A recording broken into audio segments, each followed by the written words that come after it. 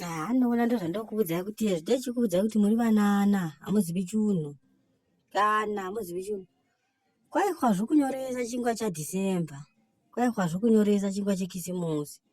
Monyoresa negaba rejemu guru iro. Monyoresa. Nyoresa madhazeni 3 kwafakazi. Ndokwainyoreswa chingwa. Imwe hamuzivi kunyoresa chingwa. Chingwa ikwazvo vanana. Kuti muri matuke pamakauti changam chingwa chaisinga chanyoreswa. Vanhu vavatoenda kumapurazi koko vavakoko before tainyoresa chingwa kwafakazi. Kana tanyoresa chingwa havana mkomo vakadonyoresa tatudonyoresa vana mkomo padova paya asi kutanga tainyoresa kwafakazi. Chouya namatraka namagaba edu ejemu.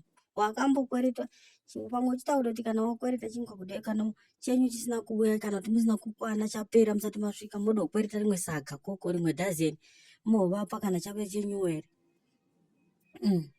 Vanani havakuzivi kune kunyoresa chingwa. Kudla mabhanzi akamwe washuga makamboadla imwe. Mabhanzi yawa mabhanzi. Aimwe washuga mabhanzi pamusoro obikwa nhasi mawafura nhasi mangwana makusini kisimusi.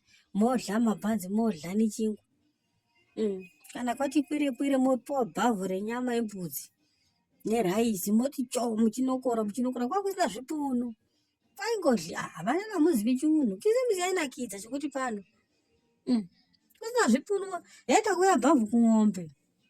Makade bhavhu renyama bhavhu reraisi. Tongomikisa todira panhu pamwe totanga kunokora tichidla nechigumbure chinhu chakadigwa mazowe tozvimwira mazowe tichidira nechikapu tichidira nemakapu kwete zvaiko zvino zvoti kisimusi inodliwa utazokuti hakuchina kisimusi.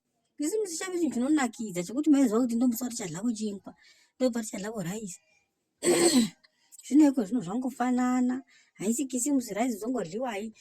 Saka kisimusi yacho hakuchina. Tongoziva kuti yagara ingwa kisimusi mazuva ose.